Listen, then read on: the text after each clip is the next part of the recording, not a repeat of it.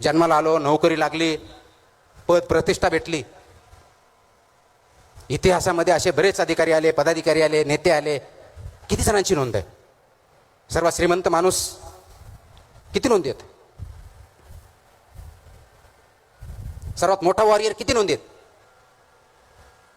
महात्मा गांधी किती श्रीमंत होते? नेल्सन मंडेला किती श्रीमंत होते?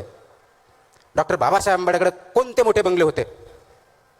शिवाजी महाराजांनी स्वतःचे असे किती बंगले बांधून त्याच्यात राजवाडे तयार केले होते? त्यांना आपण का विसरत नाही? जगाच्या इतिहासावरती, आपल्या काळजावरती त्यांचं नाव का कोरले गेलेली आहेत? का आपण फक्त बिल गेट्सचं आणि यांचंच नाव घेऊन पुढे जातोय का? कारण ह्या महान व्यक्ती ज्या आहेत त्यांनी पैशाच्या जोरावर त्यांचं नाव कमवलेलं नाहीये. नाव कमवण्यासाठी त्यांनी कधी काम केलेलं नाहीये. त्यांनी आपल्या काळजावर ठसा उमटला तो समाजामध्ये दिलेल्या देणगीसाठी आणि समाजाला उच्च प्रतिमा येण्यासाठी केलेल्या कष्टामुळे आपण केलेला आहे.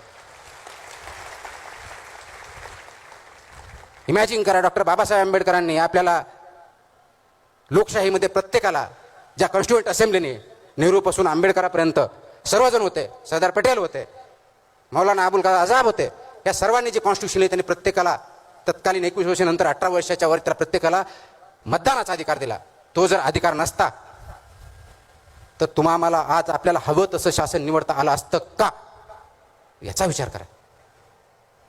आणि आज त्याच लोकशाहीमध्ये ज्याची खूप सोपी डेफिनेशन अब्राहम लिंकनजी केलेली आहे, government of the people, by the people, for the people. Simple, सगळ्यांना पाठ आहे, अगदी 4थीच्या मुलाला दिलं तरी पाठ आहे. पण त्याचा अर्थ कधीतरी समजून घेतला आपण? ह्या 3 गोष्टी आहेत: government of the people, by the people, for the people. आता याच्यामधला ऑफ द पीपल 2 मिनिटासाठी आपण बाजूला ठेवूया. गव्हर्नमेंट बाय द पीपल म्हणून, म्हणजे निवडून देणारी जनता, ज्याच्यामधून लोकशाही, ज्याच्यामुळे आपण शासन निवडतो, ते लोक आतून खोकले असेल तर काय होणार? जे की बऱ्याच अंशी आज खरं आहे. आतला जो खोकलेपणा आहे ते मतदार आहेत, तो तुम्ही आणि मी आहोत. जे हॉलोनोस आहे हे मतदार आहोत आपण. जी डेमोक्रेसीचा राईट, फ्रँचाईज म्हणतो ज्याला, मतदानाचा अधिकार वापरत आहोत. खोकला आहे आपल्यामध्ये, कोणतीही नक्तिमत्ता नाही आहे, कोणताही विचार नाही, जिकडे फ्लो चाललाय तिकडे चाललोय, ओंडक्या सटका. आणि त्याच्या आधारावरती ही लोकशाही, हे शासन, आपण कोणतंही जे असेल, मी पार्टीबद्दल बोलत नाही, मी लोकशाही आणि शासन या पद्धतीबद्दल बोलतोय. ज्या खोकल्या विचारांनी जर आपण निवड केली